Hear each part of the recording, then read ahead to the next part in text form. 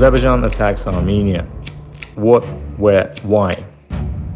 Here is all you need to know about the ongoing war that started just past midnight on September 13. This is South Caucasus. This is the Republic of Armenia. To the east of it, there is the Republic of Azerbaijan. This is Nagorno-Karabakh or Artsakh, a historic Armenian land with an ethnically Armenian population, but claimed by Azerbaijan as part of its territory.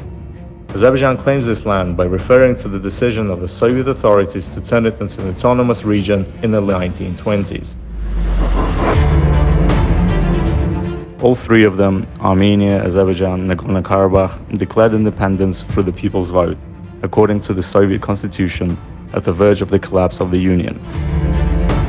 Azerbaijan did not respect the outcome of the people's vote and oppressed the free will of the people of Nagorno-Karabakh with the use of force. Mass pogroms against Armenians took place in major Azerbaijani cities Sumgait and Baku, leaving dozens brutally killed in their homes. Armenians of Shahriman region of Karabakh and of Voskopar village in the Tavush region were caught in a circle by Azerbaijani Soviet-owned army units forced to flee their homes in heavy fighting.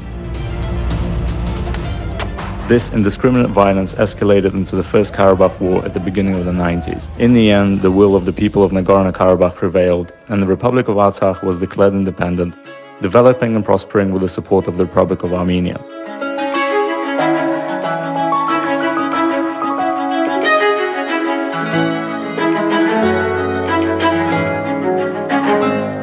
Fast forward 30 years.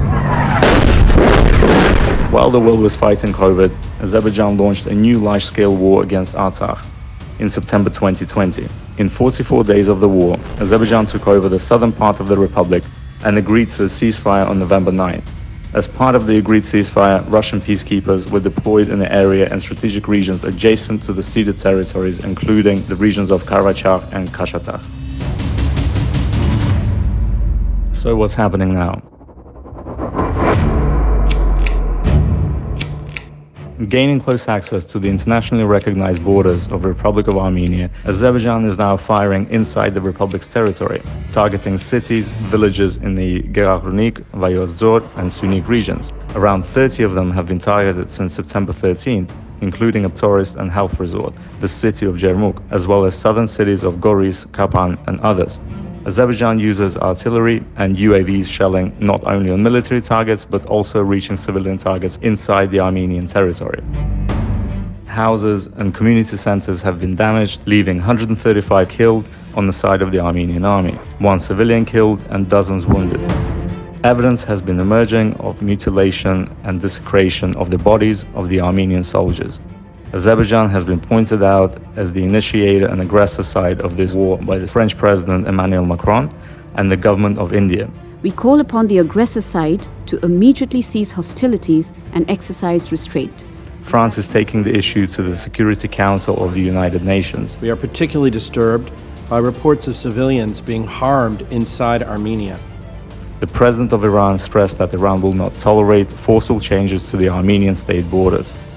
Meanwhile, the long-term strategic partner and ally of Armenia, Russian Federation, did not condemn Azerbaijan for its recent attack and, according to rumors, also blocked the UN Security Council resolution on the ongoing war of Azerbaijan against Armenia.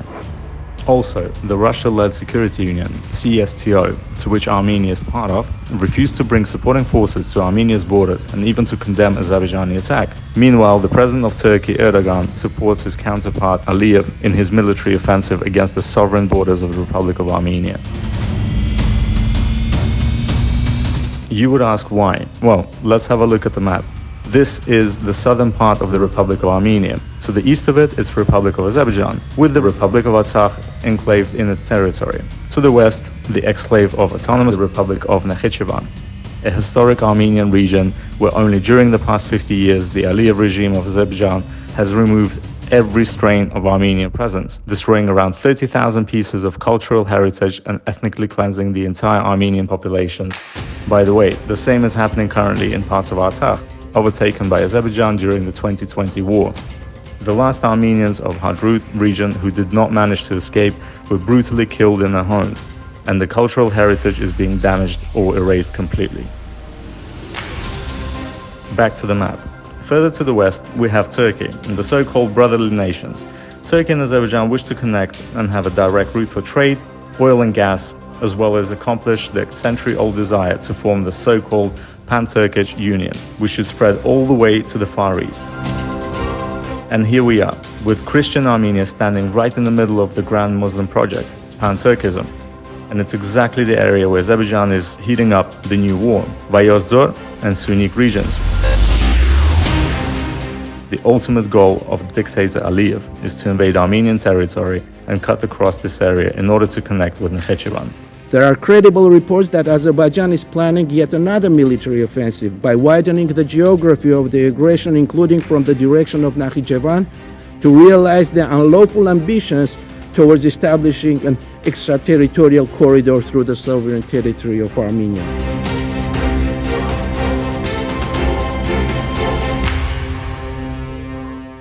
So, what else do they want? The most valuable resource of all, water. That is why intense fighting is also taking place to the east from Lake Sevan, a wonderful mountain lake with precious resources of fresh water. With its escalating crisis of fresh water, Azerbaijan aims at gaining control over these resources in Armenia too. So why does this not stop? The only reason is that the international community turned a blind eye on the violence and use of indiscriminate force in 2020, and so it continues today. Mere statements do not change the situation on the ground. Armenia is fighting Azerbaijan and Turkey on its own.